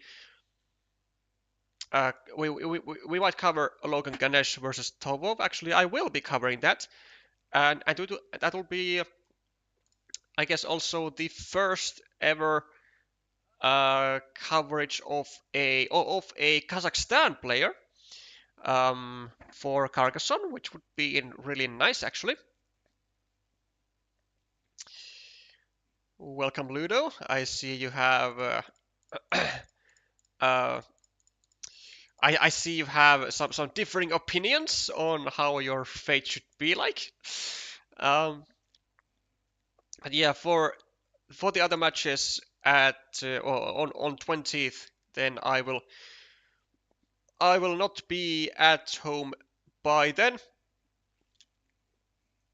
That'll be where the where the winter where the Christmas holiday for this channel is going to start. So at least one match I would say is gonna come before the break, and Maybe something on the 19th, but I wouldn't count on it as there is no matches yet scheduled for that day. Congrats to Maude Quaniers again, and commiserations to Thomas. It's time to bounce back, time to up your game, and time to get into those into the top 3 to get to play in the after top 12 bracket. Thank you all for watching. Thank you all for tuning in all the way until the end.